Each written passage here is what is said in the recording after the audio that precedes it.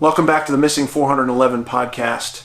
Our research at the Can-Am Missing Project has consistently uncovered deeply disturbing patterns in cases of the missing, what we call clusters of disappearances that simply defy conventional logic. These are geographic locations and conditions that replicate themselves with unnerving precision across vast distances. Today, we are looking at two such unsettling cases.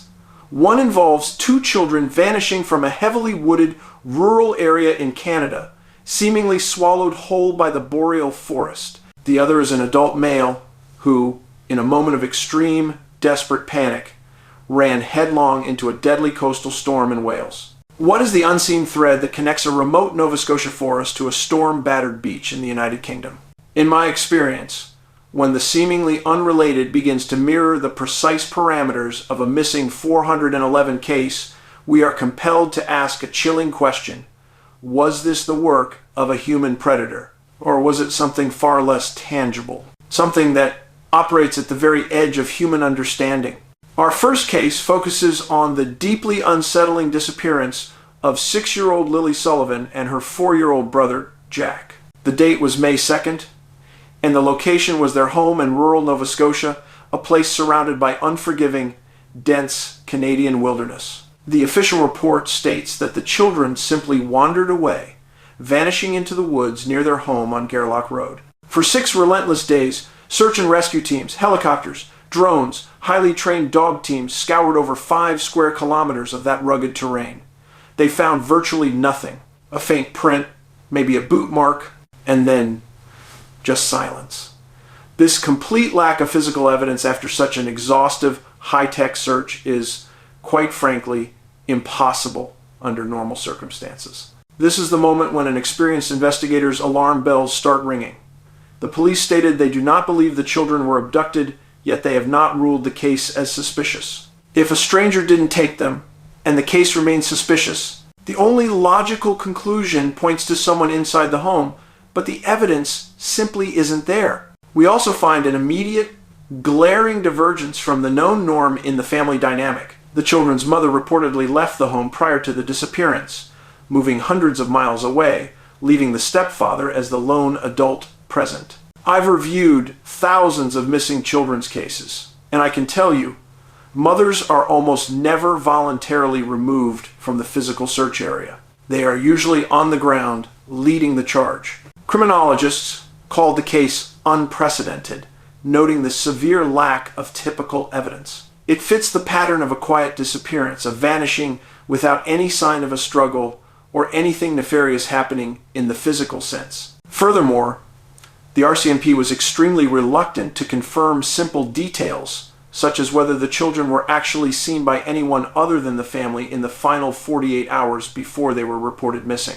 In the United States, I can assure you, the FBI's Child Abduction Task Force would have been on site immediately.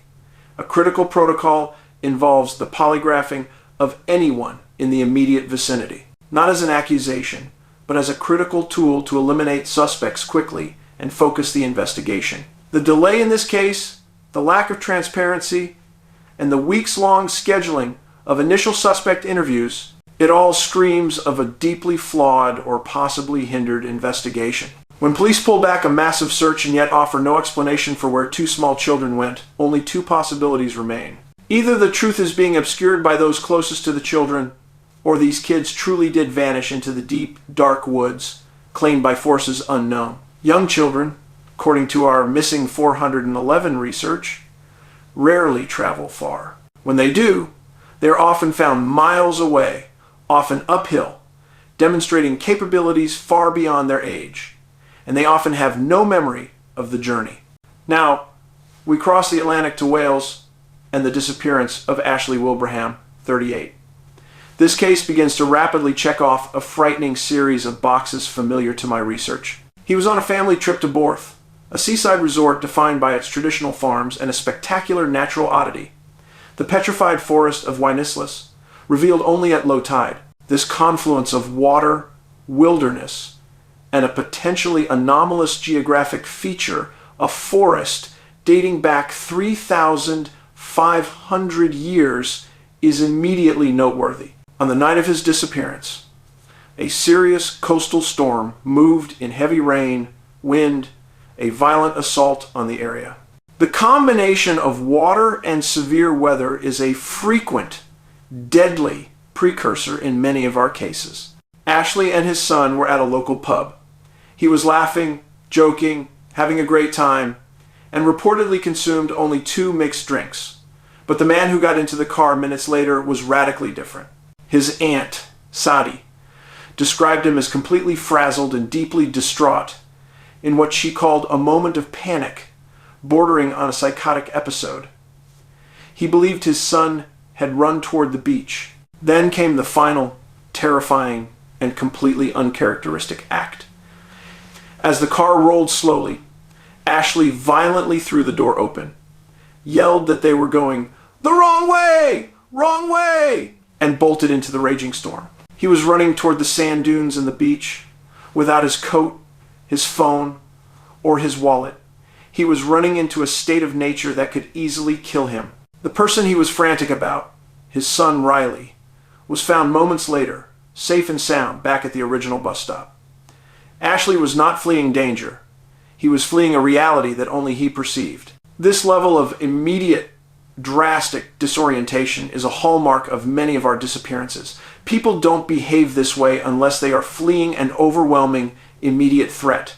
Ashley's vanishing immediately hit several key, missing 411 markers, proximity to water, the extreme weather event, and a sudden, acute state of disorientation immediately before his final, desperate act. He was a loving father with no history of mental illness, running blindly into a desolate environment that offered no shelter.